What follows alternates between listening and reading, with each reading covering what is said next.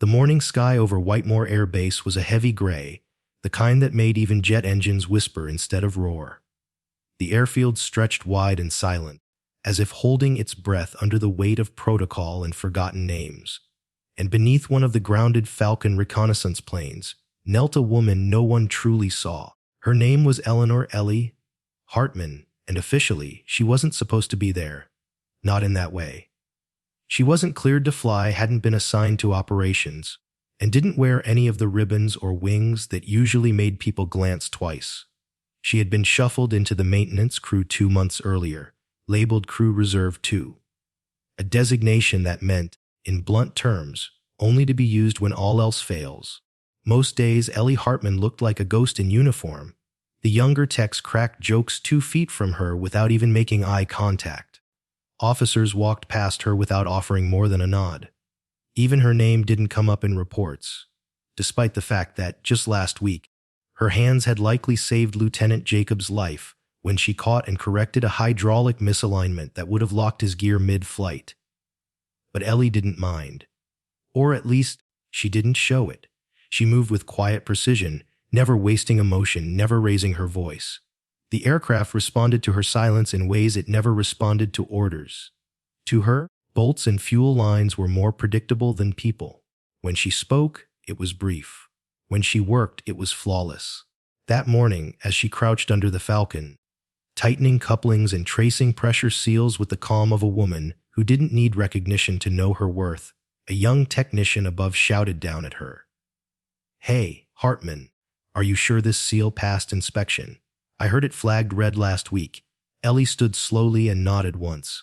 "I was replaced. I logged it." The kid just shrugged. "All right, just checking." Then turned to his buddy and said, "Told you. It's fine." He didn't say thank you. She didn't ask for it. Inside the ops tent, Lieutenant Carl Branson was pacing again, reading flight logs and shouting into a headset.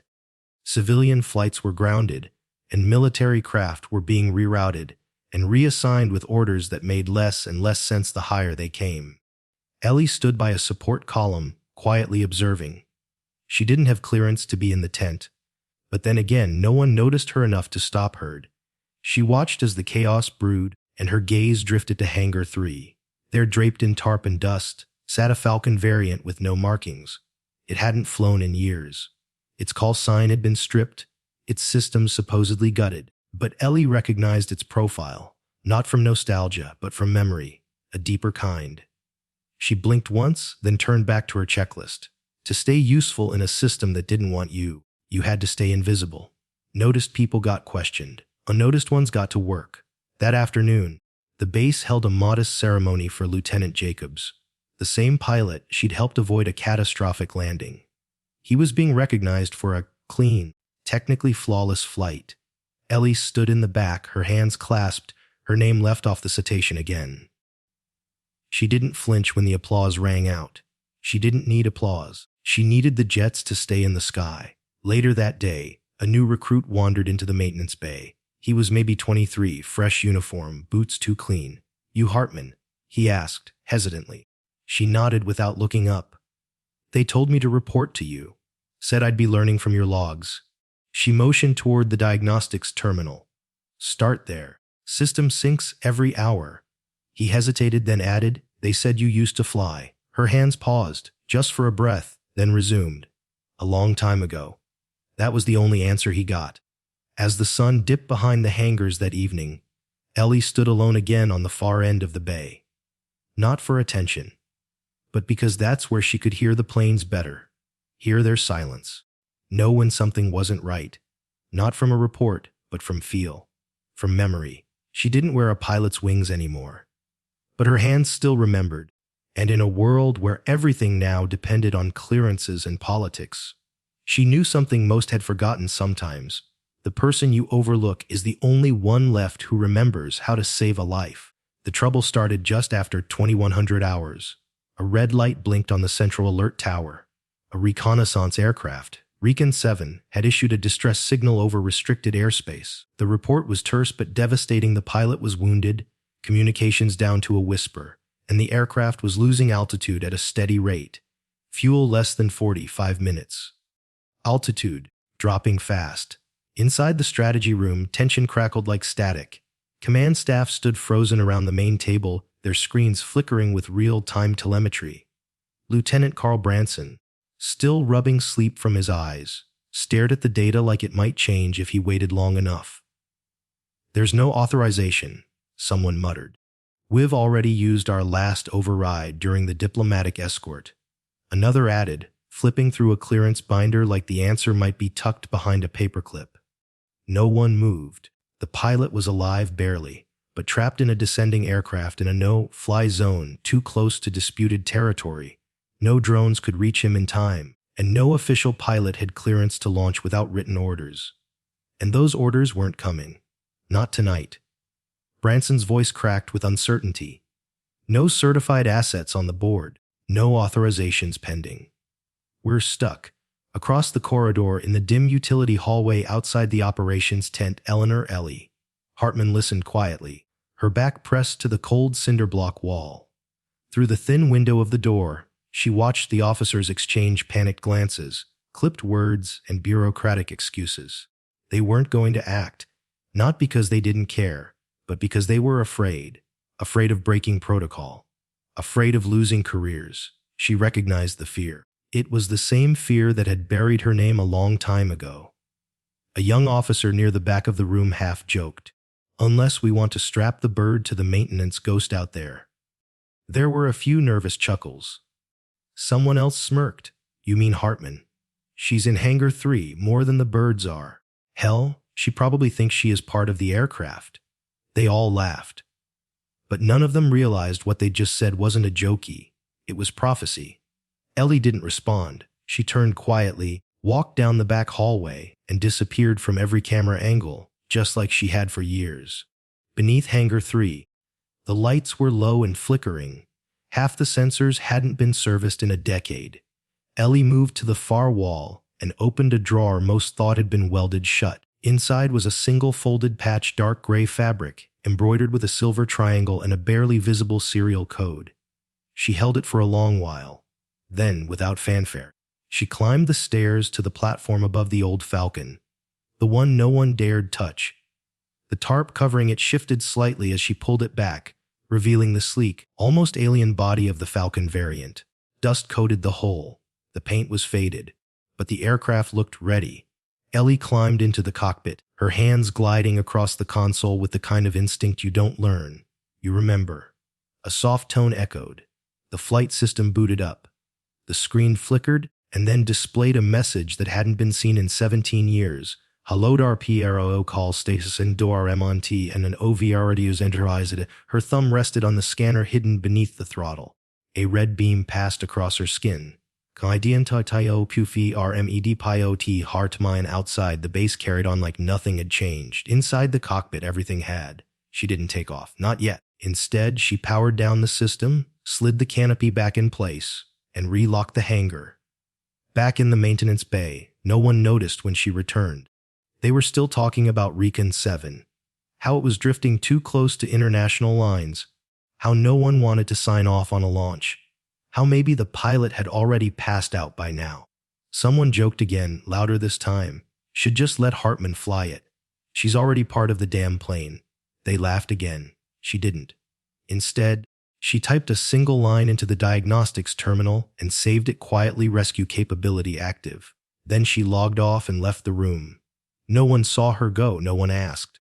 They were too busy waiting for a miracle. By morning, the base was locked in a strange kind of silence. Not the silence of sleep, but of waiting. Crews gathered in clumps, murmuring about the ghost recon craft still adrift. The pilot was bleeding out, circling a dead zone, and still, no orders. A junior tech scoffed, "At this point, just strap wings on Hartman and let her handle it." Another nodded. At least she wouldn't hesitate. Ellie walked past them without blinking. In her hand was a single data chip. She didn't head to maintenance. She didn't check in. She walked straight to Hangar 3. And for the first time in 17 years, the Falcon's systems lit up not in memory, but in motion. The hangar doors of Bay 3 creaked as they opened, not with urgency, but with the weight of years. The place had been a tomb for old metal and forgotten missions, a graveyard for programs no longer spoken of aloud. But this morning it stirred. Eleanor, Ellie. Hartman moved through the shadows with purpose. Not rushed, not reckless, just certain. She had taken her time retrieving the chip. It had been locked inside a personal locker mislabeled years ago due to a clerical error no one bothered to fix. Funny how invisibility could be a kind of protection until the day it wasn't. Now she stood before the old Falcon, a relic to most, but not to her. She ran a hand across the fuselage, wiping a streak of dust from the side panel. The aircraft's frame still bore the faint serial code burned into it by time FA9 LD17. That meant nothing to most on base, but to those who remembered, it was shorthand for a program that was supposed to be a Raced Falcon LODAR. LODAR wasn't just an aircraft designation. It was a doctrine, a class of pilots who weren't bound by surface, level ranks, or reaction times, but by instinct, decision, and independence, trained to fly missions that could never be acknowledged. Ellie had been one of them. Once, she climbed into the cockpit, every motion precise, practiced. The control panel flickered as her fingers moved over it, not with hesitation, but with something deeper. The Falcon didn't resist, it welcomed her. A chime sounded, then a screen blinked to life. SYSKMNEIATD AFALCO 9 varied NTKIONs. She slid the chip into the reader. A pause. Then, in red HOLODAR Paracol, Steed US Dimensi C17 Yarsen OVR Reki Ustidi, PLOUD ID Confiar UIRD beneath the throttle. A scanner flicked open, hidden so well most modern techs wouldn't know it existed. She placed her thumb against ID in FRMND, Herman ENRM Eusti Laloidar Peloti. A CTIV OVR durandid. The air inside the cockpit shifted, like the jet itself had exhaled. Then came a new promptee, Hamasian ses Undefinidu Rascupati AVI ABL. She paused there, staring at the words. Then, with a single keystroke, she activated the line available. She didn't launch. Not yet. The move had to be made when no one could stop her, when they were too tangled in their own hesitation to notice the sky changing above them. Instead, Ellie powered down the systems with care. She closed the canopy, locked the hangar from the inside, and walked out as quietly as she came. No alarms, no cameras, no one saw her. And that was exactly how it had been designed. Back in the maintenance bay, she sat alone. A data terminal in front of her scrolled silently with system feedback. Numbers, fuel rates, turbine readings, background noise to anyone else. But Ellie read it like a language most forgot. An officer walked by behind her, mumbling into a comms device. Recon 7's still drifting. Still no orders. The base commanders locked the tent. No one's talking. She didn't turn around. Another technician nearby sighed. At this point, I'd give Hartman the bird. At least she wouldn't freeze up like command. More chuckles. Someone added, she's already part of that hangar anyway. The room fell into silence after that. Not the kind born of respect, but of resignation. Ellie finished typing a system report and stood. The room didn't notice her leave. She could have been a ghost again, a figure built of routine and grease stains. But outside, the weather had shifted. Storm clouds were building, pushing in from the west. The air hung heavy, the kind of heaviness that comes before something breaks, whether silence or chains. She walked past rows of grounded jets, their canopies fogged, engines idle. At Hangar 3, she paused and rested a hand briefly on the outer wall. Inside, the Falcon's mainframe remained quietly alive. It had remembered her, and in this place of protocol and paralysis, memory was more dangerous than clearance. That evening, a junior mechanic named Lenny Graves found her sitting near the rear of the diagnostics wall, hand-running cable checks manually, a task automated years ago. He approached slowly. I saw Hangar 3's interface light up yesterday, he said carefully. Looked like a full system ping. That was the Falcon, right? Ellie didn't look up. Test run. Didn't feel like a test, he said, lowering his voice. Looked responsive. She finally glanced at him. Do your shift, Graves. He nodded, but didn't step away. Instead, he looked at her differently, not with suspicion, not with the mocking tone of the others, but with something else. Curiosity, maybe even trust. She returned to her work, but her mind wasn't there. It was still in the cockpit, with the gentle hum of the Falcon's reawakened systems. The way the interface had recognized her without error. No passwords, no refusals. 17 years gone. And it still remembered, and now it waited. By early evening, tension clung to Whitemore Air Base like static before a storm. The temperature had dropped, but the air felt hotter somehow, thicker with the weight of inaction. Recon 7's beacon had activated again. The pilot was still alive, barely. His vitals had spiked, signaling distress. His aircraft now floated dangerously close to the 30-mile buffer along disputed airspace, territory that if crossed would trigger diplomatic chaos. Inside the operations tent, Lieutenant Carl Branson stared at the feed, his hands trembling over the comms panel. He spoke not to command, but to the room itself. Still no authorization. Still no word. Someone across the table muttered, "So what? We just let him drift until he's a memory." Another officer leaned back, arms crossed. "I'm not signing off on anything without written clearance. Not after what happened with the Taiwan escort." The room was paralyzed. Rank, fear, and red tape wrapped around them like chains. And outside, behind a row of grounded jets and under a hangar nobody had checked in years, Eleanor Hartman was already strapping in. The Falcon responded like it had been waiting. No whine of protest. No sluggish boot up. Its systems lit up the moment she entered, as if the aircraft had recognized a command long overdue. A single prompt blinked on the main screen, Hastatis USCTIV Shamayas Owen. A WITNINPUT Ellie keyed in the coordinates manually. The Falcon's AI cross-referenced them with a cached emergency flight plan last used 17 years earlier.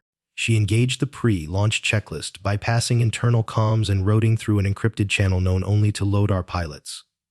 The system pinged back one word, Astius. Her reply was simple. ASTV. Across the tarmac, Lenny Graves returned from a parts run and froze. The Falcon's exterior lights were glowing. The engines were humming. The hangar bay was opening. And the ghost inside the cockpit wasn't a ghost anymore. He sprinted across the concrete. Reached the base of the ladder just as Ellie lowered the canopy. "You're not serious," he said breathlessly. "You're not cleared for this. No one is." Ellie looked at him for the first time all day. "It's not about clearance anymore. They'll court-martial you. Only if they catch me." And with that, she hit the throttle. The Falcon roared to life with a sound no one had heard on the base in nearly 2 decades. The engine surged, wheels lifting off the runway in a smooth arc.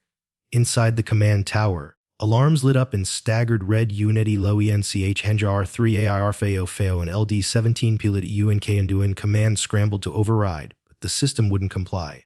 Its security framework predated every current clearance. It responded only to LODAR credentials, only to Ellie. From the satellite feed above the base, a blinking signature appeared on the network grid. For the first time in 17 years, Operation LODAR reactivated. Ellie broke through the lower cloud line, the Falcon slicing through the air like it had been born to do so.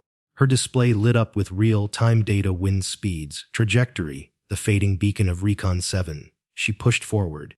Below her, sheets of cloud gave way to a distant silver glint. The Recon craft. Damaged, spinning gently, one wing trailing smoke. Her heart didn't race. Her breath didn't quicken. It was like her hands had waited years for this exact moment. She angled in close. "Recon 7, this is LODAR unit," she said into the encrypted comm. "I am your recovery escort. Maintain minimal input. Prepare for wing catch alignment." There was no verbal reply, but she saw a faint nod through the cracked cockpit. Enough. She deployed the Falcon's stabilizers, engaging a maneuver few remembered and fewer had ever attempted. Wing catch alignment. It was the kind of recovery maneuver used only in extreme emergencies. Training footage had been pulled from circulation years ago. Too risky, too technical, too human. But Ellie's hands never forgot. She matched the Recon plane's descent inch for inch, then angled into its drift. A soft jolt, a brief dip, then lock. The Falcon steadied the Recon jet's left wing, sensing its pitch and yaw through micro adjustments only a LODAR-trained pilot would dare to make manually. Inside the command tower, silence reigned. "She's catching it mid-fall," someone whispered. "No one's flown that alignment since 2012, another said. "She's not just flying. She's leading." With the aircrafts linked, Ellie deployed a drone tether, connecting to the Recon plane's rear hook and shifting the combined weight into a shallow glide.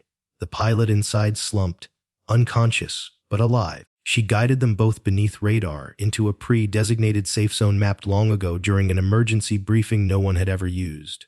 Until now, the Falcon touched down first, smooth, controlled. The recon craft landed 20 seconds later, skidding but intact. Emergency crews sprinted across the field. But no one reached Ellie first, except Sergeant Ralph, the crusty old maintenance chief who hadn't saluted anyone in years. He approached, stared for a moment, and then, without a word, raised his hand. A firm, deliberate salute. Behind him, one by one, the rest of the flight crew followed. No music, no fanfare, just recognition. She didn't smile, didn't speak. She stepped back as medics pulled the recon pilot from the wreckage. His pulse was steady now, his breathing shallow but present. Ellie's flight suit was dusty. Her gloves were tucked into one hand. And for the first time in 17 years, she stood not as a ghost, but as a pilot who'd flown when no one else dared. The sun was already low as the Falcon and the battered recon craft were towed to the far edge of Whitemore Air Base. Dust curled up behind the landing gear and danced in the evening wind, soft, golden, and heavy with the kind of silence that comes after something irreversible. Eleanor Hartman stood a few paces from the Falcon's wing, flight gloves tucked in one hand, her hair wind-swept, boots grounded in a way that said she belonged there. The recovery crew had begun swarming the recon jet, cutting open panels, removing the unconscious pilot with surgical urgency. He would survive. His pulse had stabilized. His name would be recorded in the next report. But the woman who saved him, her name wasn't in any official chain of command. Not yet. And in the tower above, the system logs were lighting up with a different kind of emergency. Inside the satellite uplink control room, a young analyst barely out of college, Froze's lines of code began to scroll across her screen faster than she could read. Red banners flashed. KLDC WORK RECT of IVT so URC. Falcon LD-17, 5 GHTPRO COLOR 8RT OKD. She turned to Lieutenant Branson, voice cracking. Sir, the Falcon's flight system triggered something in the archive storage. It's pulling encrypted files. Dozens of them. Branson leaned over, his eyes narrowing. From where? She swallowed hard. From the Central Defense Vault. Clearance level Omega. Branson didn't speak. Just stared at the blinking name, now labeled at the top of the screen: Pilot Hartman, Eleanor M. Division Low ADR reinstated, access level. Command bound below it, a request for terminal authentication flashed, awaiting voice and biometric confirmation. But the system didn't recognize anyone on base anymore. It only recognized her. On the ground, Ellie was already walking toward the operations building when two military police officers intercepted her. Not aggressively, but with visible confusion. One of them held out a comm device. There's a call for you. Priority clearance. They asked for you by name. Ellie narrowed her eyes. Under what authority? The officer hesitated. Yours. She took the device. The voice on the other end was calm, clipped, and seasoned. Miss Hartman, you are ordered to report to the debriefing chamber immediately. Per the Falcon's activation records, you now hold default command under Operation Lodar.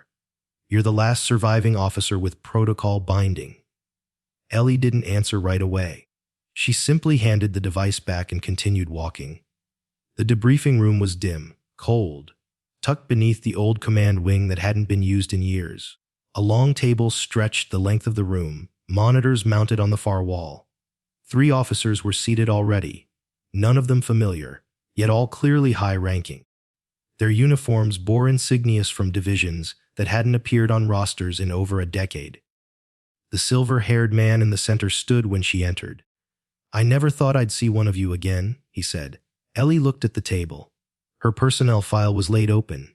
Faded photos, redacted assessments, mission records with black bars running through entire pages. You knew we were still alive, she said evenly. You buried the files but kept the systems intact. The officer nodded slowly, not by choice. Lodar was shut down from higher authority. Officially, you were reassigned for your own safety. And unofficially, he took a long breath. During your final mission, Black Range, you recovered a beacon from a dormant satellite grid. Its data core contained coordinates encrypted with an unknown cipher. That cipher couldn't be cracked. Not until now. He gestured toward one of the monitors.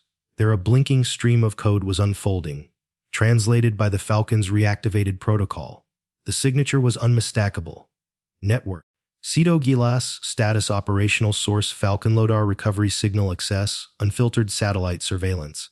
15-year archive. Ellie stared at the screen. You mean it's still live? The officer nodded. Yes. And now it's listening again. The truth came fast and sharp. Shadow Glass wasn't just surveillance. It was selective surveillance. A hidden layer woven beneath the global satellite framework before the first wave of international treaties. The system didn't just store visual data. It captured audio, encrypted transmissions, even unregistered thermal patterns. More alarming, the data wasn't missing, it had been withheld. For 15 years, select portions of military intelligence had been funneled through Shadow Glass. Scrubbed, edited, altered before being shared with Standard Command. Operations had been launched based on doctored intel.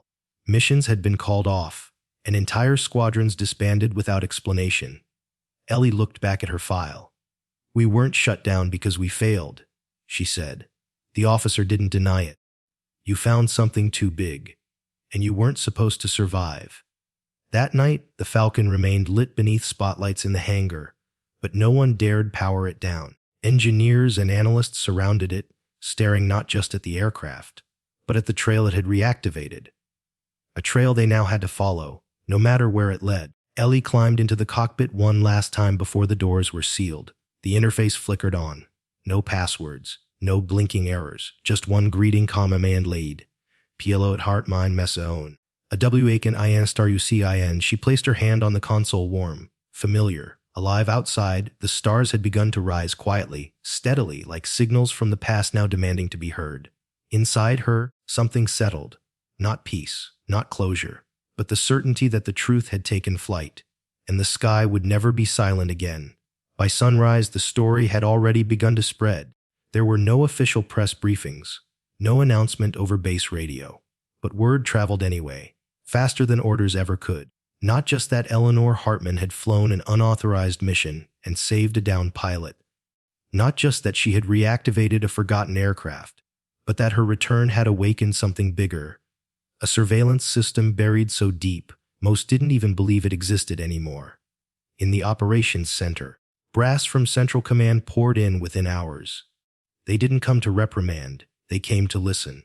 The Falcon was cordoned off in Hangar 3 under armed security and forensic scanners. But no one dared shut it down, not while its systems were still quietly uploading decades of classified telemetry.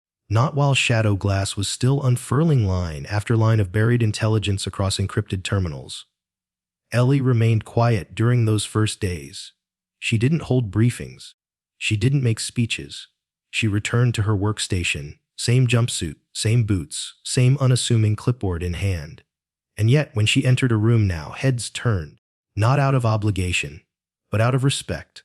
One afternoon, as she sat near the rear diagnostic panel, reviewing throttle response curves on a training drone, Lenny Graves walked up beside her. This time, he didn't fumble with his words. His voice was clear, steady. "They've cleared you." Ellie glanced sideways. "Cleared me for what?" "For everything," he said. "Flight status. Command override. Lodar designation. They gave it back to you." She raised an eyebrow. "They didn't give it to me," she said plainly. "They just remembered it was mine." He didn't argue. Instead, he stepped forward and handed her a small cloth bundle, something wrapped with care and time. "My father flew with Composite Squadron 9, Lenny said. Back before all of this. Ellie took the bundle and gently unfolded it. Inside was a flight pin, old, worn smooth around the edges, its metal dulled by decades. A faded insignia marked the center. It didn't appear in any current record. Its squadron had been dissolved long before Lenny was born. "I found it in his footlocker after he passed," he said. He used to say the best pilots weren't the ones with medals. They were the ones no one ever wrote about, but flew anyway. Ellie stared at the pin for a long moment, then closed her hand around it, soft and deliberate. "I'll take care of it," she said. Lenny nodded once, then turned and walked away. No salute, no ceremony. He didn't need to. As the week continued, Ellie was officially listed on the base registry under a new title, Consulting Pilot, Legacy Systems and Tactical Response. It was vague enough to avoid drawing attention, but powerful enough to give her access to what mattered: airspace, archive rooms, and the trust of a crew that once thought she was just the quiet one in coveralls. Lenny began working full rotations under her. He changed too. No longer wide-eyed or uncertain. Now, he carried himself like someone who had learned to listen. Not just to machines, but to the people who'd spent years being ignored. And it wasn't just him. Younger techs began hovering near Ellie's station after hours, asking questions. At first, they were small, technical, harmless. How do you keep the Falcon so responsive? What protocol do you use to stabilize pitch drift? But then, the questions shifted. How do you stay calm in the cockpit? What do you do when no one trusts you? What made you take off that night? To every question, Ellie gave an honest answer. Sometimes short, sometimes long, but always honest. She didn't try to inspire. That wasn't her job. She just told the truth. Near the edge of the base, just outside the observation tower, a small black plaque was quietly installed. No ceremony, no ribbon. Just a line etched in metal in honor of the unseen, the unheard, the unremembered, until they choose to rise. No name. That was the point. Recognition didn't have to be loud. It just had to be true. One evening, as the sun dipped behind the hangars, Ellie stood with a few junior crew members watching a training jet make its descent.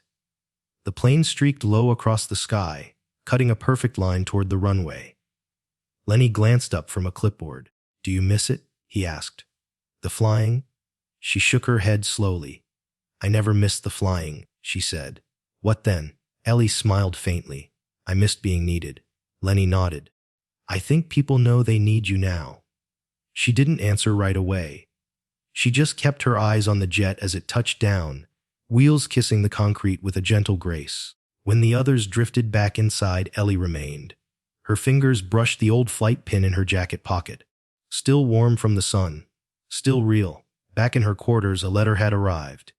Thick, official, sealed in a red-lined envelope.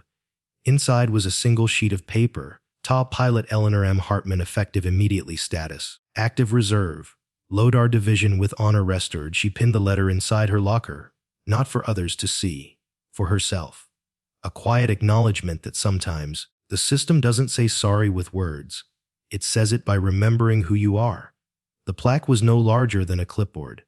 Black anodized metal, fixed to a quiet corner of the observation tower's concrete base. There was no ribbon cutting, no official announcement, no camera crew.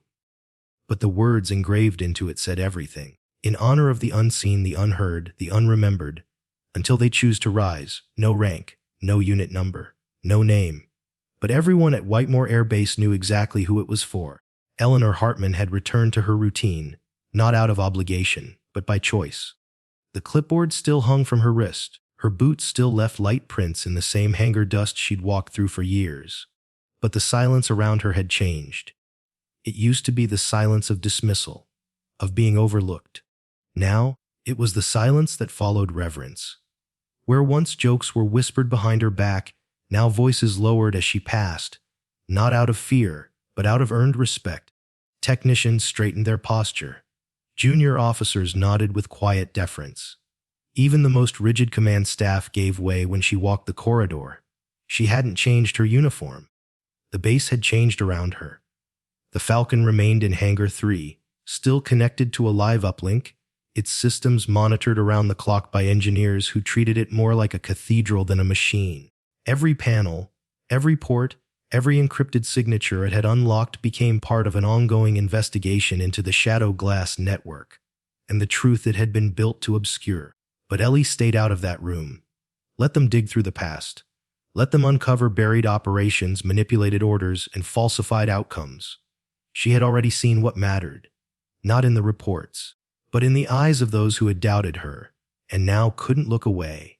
Younger crew members now gravitated toward her. They lingered after shifts. Some asked questions.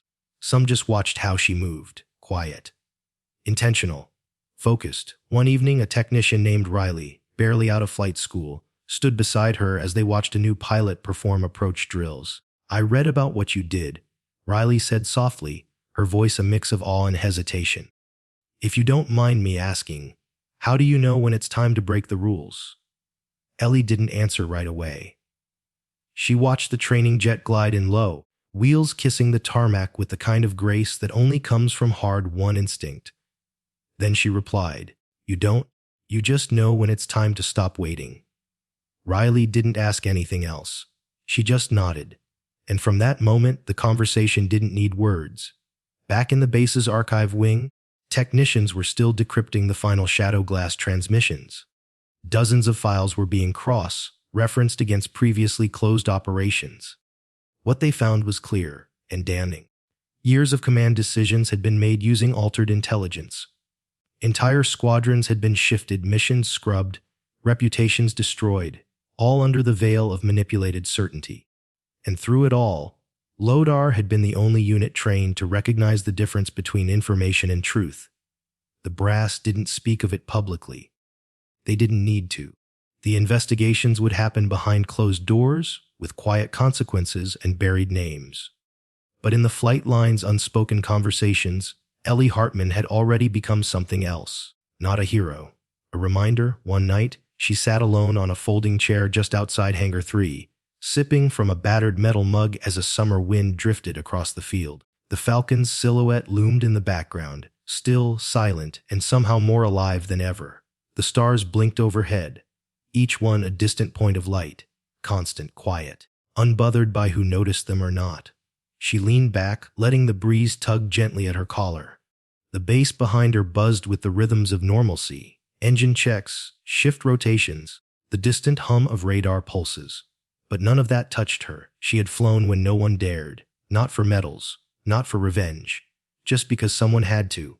As she stood to leave, she passed a young recruit walking toward the barracks. He froze momentarily, unsure whether to salute. She gave him a slight nod. That was enough. The moment passed, but the respect remained. Every footstep she took now echoed differently. Not because she demanded it, but because the ground itself seemed to remember. And so, Eleanor Hartman, once the maintenance ghost no one spoke to, became something more enduring than any rank or ribbon. She became part of the airfield itself, the kind of legacy that doesn't need celebration. Just quiet recognition from those who are finally learning to see. The base was quiet again, not the kind of quiet that came from routine, not the emptiness of forgotten corners or overlooked names. This was something deeper, the quiet that follows change, the kind that settles in the air when everyone finally understands something they had ignored for far too long. And out near the edge of Whitemore Airfield, beneath the open night sky, Eleanor Hartman sat alone. No spotlight, no ceremony, just her, a worn flight jacket, and a sky full of stars. The old folding chair creaked beneath her as she leaned back slightly, sipping slowly from the same dented metal cup she'd carried since her first assignment. Around her, the airfield slept. Hangars were closed, engines stilled, boots quieted in their barracks. But the stars, they stayed awake, thousands of them, faint and steady, watching over a world that often forgot how to look up. She stared upward, her expression unreadable but calm, not cold, not distant, just present. Somewhere in that endless black were others like her, the ones who had been told they were too quiet, too old, too soft, too slow to rise, the ones who were handed mops instead of maps, clipboards instead of call signs, the ones passed over in meetings, unlisted in rosters, cut from citations. And yet, when everything else broke down, they were the ones who stood. Ellie thought of them now. The forgotten, the steady, the ones who didn't need to shout to be powerful. Because she had been one of them, and still was. She reached into her flight jacket and pulled out two small items. One was the old flight pin given to her by Lenny, the one that had belonged to his father. The other was a folded note, worn soft by time. The note bore a single sentence written in faded ink. "They were always proud of you, even when no one else remembered to be." She ran a thumb over the words, not fast, not tearfully, just once, like acknowledging an old friend who'd never asked for attention, but always stayed close. Then she looked back at the stars and spoke aloud, though no one was near enough to hear. "We protect the truth, even when it's inconvenient." Not a motto, not a line from a manual, a truth learned the hard way, because sometimes the truth wasn't glamorous. Sometimes it didn't win medals. Sometimes it was buried because it revealed too much. because it made people uncomfortable.